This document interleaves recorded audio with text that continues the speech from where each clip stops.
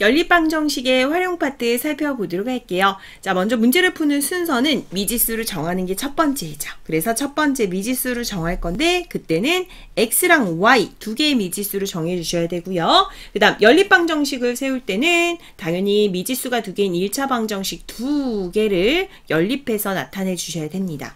그 다음 연립방 정식을 풀 때는 우리가 가감법도 배웠고 그죠? 대입법도 배웠어요. 여러분들이 그 식에 따라서 편리하게 풀 수 있는 방법들을 선택해서 푸시면 되고요. 정확하게 푼 다음에 마지막에 구한해가 문제의 뜻에 맞는지를 확인해 주시는 겁니다. 자, 구체적인 방법들 한번 살펴보도록 할게요. 준하는 한 개에 200원인 사탕과 한 개에 500원인 초콜릿을 합해서 7개를 샀대요. 그리고 얼마를 2,300원을 지불하였다라고 했습니다. 자, 준하는 사탕과 초콜릿을 각각 몇 개씩 샀는지 구해보자 라고 했으니까 우리는 구하고자 하는 것을 미지수로 놓는다 라고 했으니 사탕을 X개, 초콜릿을 Y개 샀다고 하자.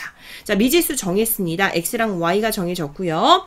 자, 이제는 두 번째 연립방 정식을 세울 건데요. 식은 두 개가 나와요. 그의 초콜릿과 즉 사탕을 합해서 산 개수, 그 다음에 전체 금액 두 개가 나오겠죠. 하나는 되게 쉽게 나오고요. 그다음 또 하나는 좀 생각을 해주셔야 되는데 전체 가격 2,300원이 어떻게 나오게 되겠습니까? 자, 한 개당의 가격, 자, 사탕 한 개 200원, X기를 샀으니까 200X, 당연히 한 개 500원인 초콜릿 Y기를 샀으니까 500Y 합해서 2,300원이 되겠습니다. 라는 식으로 연결이 되시죠?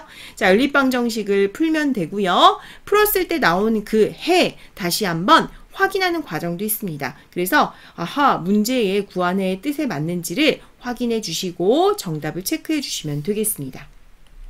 자, 새로운 유형이에요. 자, 여러 가지 유형들이 나올 수 있는데 그 중에 가장 또 자주 등장하는 유형들 체크를 할게요.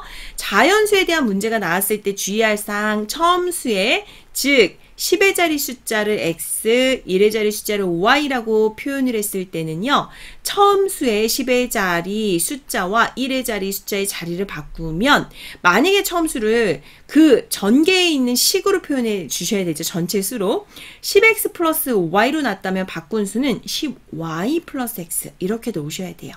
그 다음 나이에 대한 문제가 나온다면 자, 현재 나이가 x세다 라고 표현을 했다면 A년 전의 나이는 X에다 1을 빼시면 되고 후의 나이는 A만큼을 더하면 되겠다라는 것 알 수 있고요.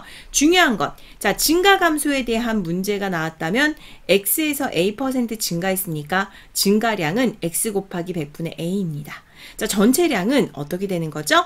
X에다가 100분의 A X만큼을 더해 주시는 거니까 전체 식으로 표현한다면 1에서 즉 X에서 그죠? 자, 100분의 A X만큼을 더하는 거니까 이렇게 X를 괄호에 묶어서 표현을 할 수도 있습니다.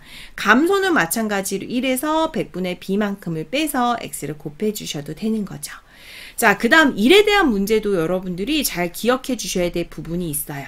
하루에 하는 일의 양을 X라고 쳤을 때 자, 이틀 동안 2일 동안 일을 했다라고 한다면 2X만큼이 되겠죠. 그러니까 A1 동안 일한 양은요. A 곱하기 X가 됩니다. 라는 것으로 표시할 수 있겠습니다.